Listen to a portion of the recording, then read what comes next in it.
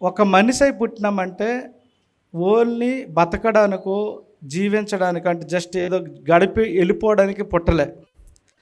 ఏదో ఒక కారణ జన్మ అయ్యడానికే ఒక మానవ జన్మ వచ్చింది మనకి.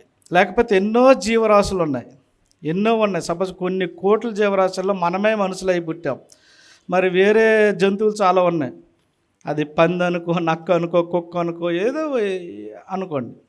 మనమే ఎందుకు ఈ మనుషులై పుట్టినామని ఆలోచిస్తే మనకేదో ఒకటి దేవుడు పంపించిండు. బాబు నీకు భూమి మీదకు పంపిస్తానా, నువ్వు ఏదైనా పనికిరాని పనులు అయితే చేయకు, చేస్తే ఒక మంచి పని చెయ్యు, లేకపోతే ఊరుకుంటూ వచ్చేసే అని మనకు పంపించిండు. కానీ మనం ఏం చేస్తామంటే పక్కోడు ఏం చేస్తాడు, వీడు ఎట్లా అయినాడు, అట్లా మనం ఎక్కువ అంటే మన చుట్టుపక్కల అలాగే ఉన్నారు. నేను ఒక్కటే చెప్తానా, నాకు తెలిసింది నేను నేర్చుకుంది ఒక్కటే చెప్తానా, ఒక్కరికి సాయం చేయగలిగితే సహాయం చేద్దాం, లేదంటే ఊరుకుందామా.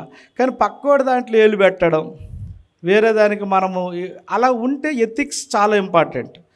ఆ రకంగా మనం ఉన్నామంటే మనకు ప్రకృతి ప్రేమిస్తుంది 100%. ప్రకృతి మనకు 100% మనకు సహకరిస్తుంది. అరే వీడు నాకు కనెక్ట్ అవుతాడు, వీడు నాకు 100% కనెక్ట్ అవుతాడు. 100% ప్రకృతి మనకి ఏ విధంగా ఇస్తుంది. అలానే అన్నీ నీ దగ్గర ప్రకృతి తీసుకొచ్చి ఇవ్వదు. దాన్ని అర్థం చేసుకోవాలి.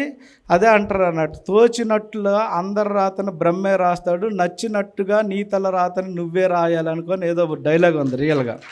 అదేదో డైలాగ్ సినిమా పాట కాదు, రియల్గా మన రాతను మనం రాయకపోతే ఈరోజు మీరు టీ హోమ్స్ ఆఫీస్లో 4వ ఫ్లోర్లో మీటింగ్ ఉందనుకొని మీరు అనుకున్నారు కాబట్టే ఈరోజు ఇక్కడికి వచ్చి ఉన్నారు. వరుసమైన ఏదైనా కానీ మీరు అనుకోకపోతే ఇక్కడికి వస్తారా? సక్సెస్ కూడా అంతే, మీరు అనుకోవాలి.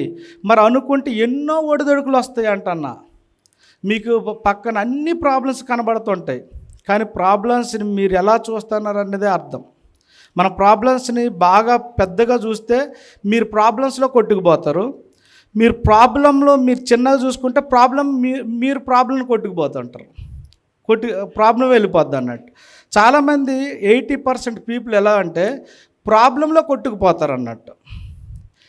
నేను ఎలా ఆలోచిస్తానంటే ప్రాబ్లంనే తరిమి కొట్టాలంటాను అన్నట్టు. సింపుల్ లాజిక్ ఇక్కడ.